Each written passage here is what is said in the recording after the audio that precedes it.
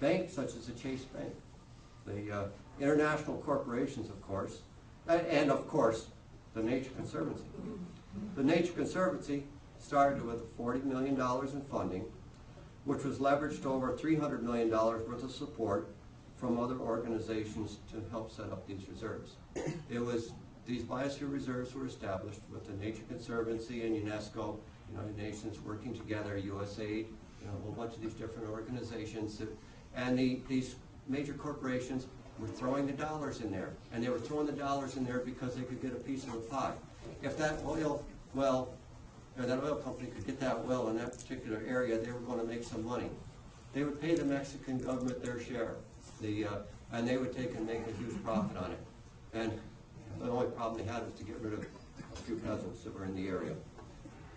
In March of '97, some peasants revolted. They stopped the buses that were being used to remove their people from the communities where they lived. They held the policemen hostage, and their very first demand was food. They demanded food, and that the governor of the area sign an agreement to stop the forced relocations. The government of the area then recognized the peasants' pre-existing claim to their lands where they lived. The relocation of several thousand people, 21 communities, was stopped. When they revolted in that first one, that's stopping the buses. The next confrontation involved a biological research station for the Biosphere Reserve. 60 armed men and one woman invaded the station. They burnt the station to the ground. This is a station set up by the UNESCO and the United Nations and the Nature Conservancy. They were operating out of in their research station for this Biosphere Reserve. The 13 people from the station were then transported down to the nearest town. They didn't harm the 13 people. They transported them out of there. There was other situations that happened. Maybe some of you might remember. There was some news stories that are out there where there was a church down, I believe it was in Chiapas, Mexico, where the paramilitary group went in and they murdered 40 women and children. These women and children were all some of these Mayan peasants. And then there was a case where some nuns getting raped and murdered and some priests getting killed. And a bishop actually stood up and he was crying foul to the world about what was going on, and the Mexican government expelled the bishop. This all happened around the same period of time, and most people, they read the stories, didn't understand what was going on, and it just gets looked the other way. Anyway, it did happen though. But because of the death of these peasants, the peasants formed the Zapatista movement. This was in Chiapas, Mexico, where it formed the quickest, and it spread.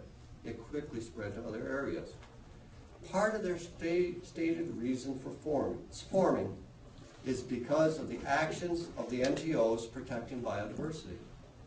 Their main reason is the killing of their fellow peasants, their neighbors, their friends, their family. That was going on with these groups. The killing stopped when the Zapatistas warned their tormentors that they were starting a 2-for-1 campaign. That they knew who was doing it, who were involved with it, and they were going to start killing 2 of them for every one of their people that was being killed. That's when it stopped the killing. But then the Mexican government sent down some 40,000 troops down in Chiapas, Mexico, and they're still there today. It's still an ongoing situation that you have. They didn't send it down there to protect these descendants of the Mayans, these peasants. They sent it down there to protect the people that were behind the getting rid of them. Now that's a small history, and it's a very short, abbreviated history of what transpired down in these biosphere reserves in Mexico and Central and South America. It's all over the place down there. And I want to get to the connection with the Adirondack Biosphere Reserve.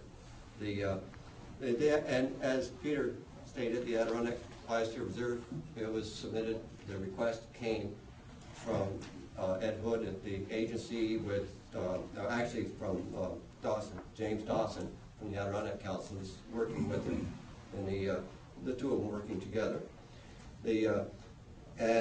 Like the ones in Mexico and Central America, the local people they never had any say in that legislation. The peasants up here, they were stuck with it just like they are down there. It was created up here with the help of the Nature Conservancy, of course. The Nature Conservancy was running the program at the United Nations, UNESCO. If you look up on the web, Parks in Peril, it's a website created for the Nature Conservancy. And the contact person for this program, you're going to find is a guy by the name of Brian Houshill. Brian Houshill. Yes, you heard me right. He was the man in charge. He ran the program. He had nobody above him. He's the one that was establishing these biosphere reserves.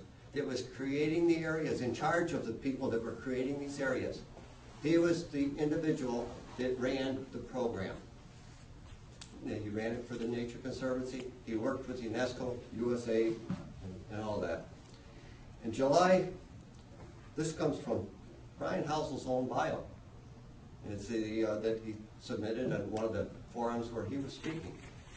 In July of 2002, Brian became the executive director of the Adirondack Council, a not-for-profit organization with 18,000 members, whose mission is to ensure the ecological integrity and wild character of the Adirondack Park.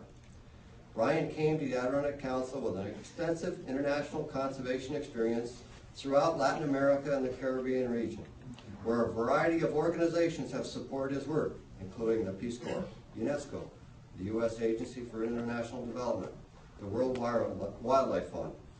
Most recently, Brian worked for 15 years as Vice President of the Nature Conservancy's International Program. One of his major achievements while at the Conservancy was to design and direct the Parks in Peril program, which has successfully protected over 65 million acres of critically threatened parks and reserves throughout Latin America and the Caribbean. Brian recognized that ownership of land was in question. Part of it, on reading the different reports that were done in this program, in the Parks and Peril program, part of his job was deciding where the core and buffer areas should be. He was in charge. He ran the program. He created the rules. In the Kalamuka Biosphere Reserve, he states, upon the establishment of the Kalamuka Reserve, many communities found themselves located within core areas. Due to the rules of the zone, this situation created some problems that have been resolved partially through the relocation of some of the communities. It was only some of them, because when they revolted, they stopped the rest of them. When the peasants armed themselves and physically stopped it, that stopped it. That's why it was only some. It caused him a great deal of stress when he was doing these reports. It caused him a real problem of how do we create these reserves if we can't get rid of these people? They're like rats in the jungle. I mean, we got to get them out of here. And this is exactly what they started doing. They first started with the extermination with those paramilitary groups, and then tried to bust them out, but they still refused. And Brian also notes in one of his reports that in order for the peasants to stake their claim to their land, which is very important, settlement of land tenure requires the publication of official notice at a price of 300 pesos per notice, and many of those claiming ownership do not have sufficient funds to pay for the publication of these notices. Those are Brian's words, not mine. He was recognizing in his report that these individuals could not afford the 300 pesos, equivalent at the time to about $100, to take and put the notice to establish their claim to the land. So what they set up was a system where you could have these realtors that, in order to get his wealthy family and members and friends down there owning their resort homes on the overlooking the Gulf of Mexico, what they would do is they would take and give this peasant a few bucks, a few trinkets, and they would take and pay the notice,